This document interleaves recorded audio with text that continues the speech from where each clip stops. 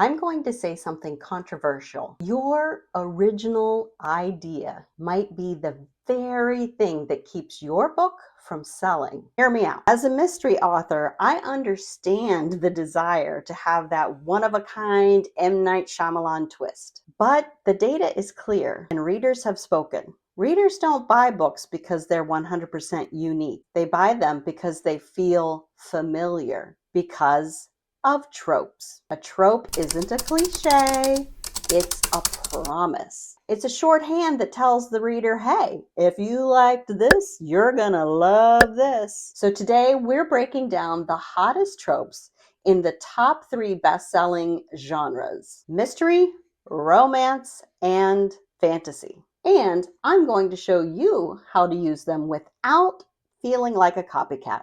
Hi, I'm author Nancy Basile, and I write mysteries. You can download one for free using the link in the description below. First up, let's talk mystery. Today, readers have moved way past just finding the body in the library. A popular trope? The perfect life is ruined by a secret from 20 years ago. For example, look at Lisa Jewell's Don't Let Him In. These stories work because the threat isn't a stranger. It's a sibling or a spouse or family member with a hidden history. Another popular trope right now is locked room. Except we've got the 2.0 version. Instead of being a snowed-in mansion, we've got a high-tech home and someone hacks in. An example would be Frida McFadden's The Intruder. It takes the classic cabin in the woods vibe, but makes it feel scary and modern. Here's a pro tip. If you're writing a mystery, use the trope for the setting, like locked room, but keep your detective's method of investigating that mystery unique. That's how you can satisfy the genre with a common trope, but keep it fresh. Now let's look at the romance genre. A hot trope right now is enemies to lovers. But today, readers want genuine stakes. An example is Brigitte Knightley's The Irresistible Urge to Fall for Your Enemy. I mean, it's right there in the title. It's dominating book talk. And it's popular because the hate feels earned. It's not just a petty misunderstanding or a clash of personalities. The other hot trope right now is grumpy versus sunshine.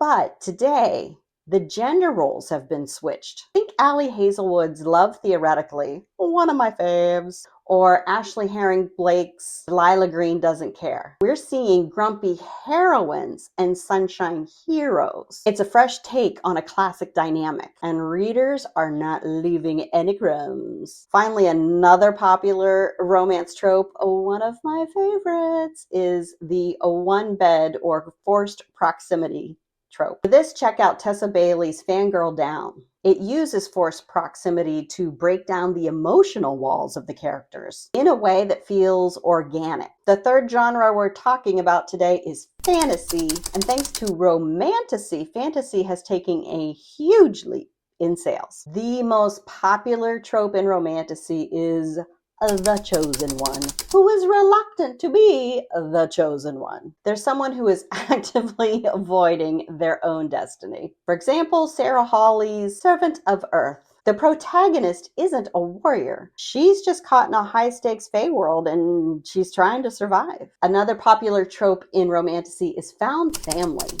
That's what's at the heart of the Fourth Wing series by Rebecca Yarros. Yeah, it's got spice and it's got dragons, but the thing people keep coming back for is that squad. And then finally, there's a morally gray love interest or villain. For example, Rachel Gillig's The Knight and the Moth. We've moved away from pure evil villains. Readers want the Shadow King, someone who has a very good, very tragic reason for being the way he is. That villain origin story. We've looked at which tropes readers are looking for and why. It feels familiar, it feels safe. So how do you use these tropes to hook new readers without being predictable? 3 words: subvert, blend, or deepen. Subvert. Take a trope and flip it upside down. What if that reluctant chosen one failed? What would that look like? What would that mean for their world? Blend. Take a mystery trope like unreliable narrator and place it in a fantasy setting. Or deepen. Give your trope emotional weight.